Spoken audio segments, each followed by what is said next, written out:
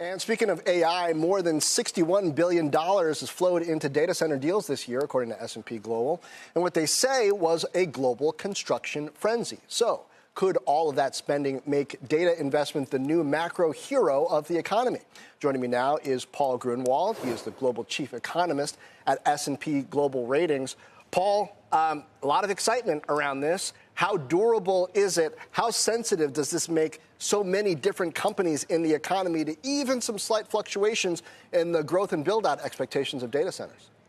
Well, hi, John. Thanks for having me on the show. Yeah, first of all, this was a big surprise in 2025. We all knew it was happening, but I think the speed and the scale caught us up all by surprise. To answer your question, we're in the middle of a big build-out of infrastructure around data centers, as you mentioned, and it's more than just the physical buildings, right? It's the software, it's the hardware, the servers, and the racks, and as your colleague just said, it's on the energy as well. So this is probably going to be a multi-year build-out, but then we have to get to the point where we see whether the credit story and the macro story play out. But it looks like in the near term, we're going to have a lot of demand to build these things out. Yeah, it's not a question so much for me about the overall demand, but about the strength of the demand continuing over time. How exposed does this make various portions of the economy to pauses or even intimations of a pause in the pace of a build-out, in the availability of power to make that build-out worthwhile, et cetera?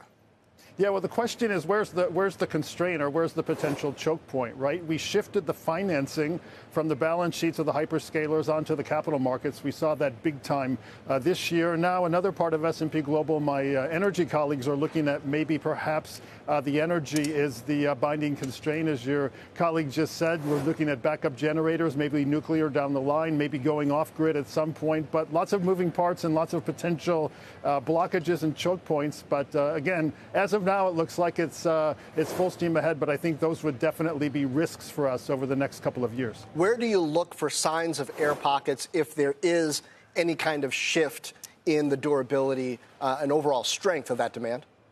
Yeah, I guess you'd have to start looking at the earnings calls, right? We've got a lot of optimism built into these. We've got a lot of new debt. These hyperscalers are not historically big CapEx entities, and they're doing the biggest CapEx project in the U.S. right now. So I think as we go through 26 and even into 27, we're going to have to, focus on the potential stress areas. And I would think from the credit story or the macro story, we have to look at earnings and whether these investments are going to eventually pay off. I wonder, is the capital market propping up the AI spend, or is the AI spend propping up the capital markets? Yeah, chicken and egg question. Like, as I said, the initial funding came from the balance sheets of the hyperscaler. There seems to be a lot of dry powder willing to finance this right now. We've had a big surge this year. We've got more CapEx demands coming into next year. And again, we'll be looking at spreads. We'll be looking at access. We'll be looking at earnings and all those sort of, credit fundamentals as we go into next year. Is anything shielded from this overall trend?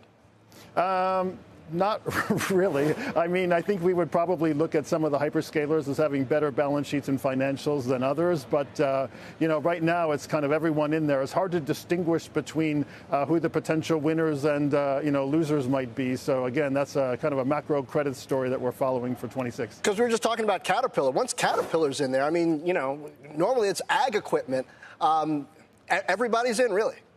Yeah, we're reading stories and we're seeing, deals in the business ourselves about, companies repositioning toward the data center build out rather than their traditional building. I don't know if that's a sign of strength and profitability or just everyone's jumping on the same trade. There's a ton of momentum in that right now, but it does point to the shortage, right? The shortage of the resources to build these things out, shortage of capital, energy, expertise. And as of now, it looks like we're, in solid shape for the build out. But again, as we go into the next couple of years, we'll be watching the fundamentals to see if we spot any cracks arising.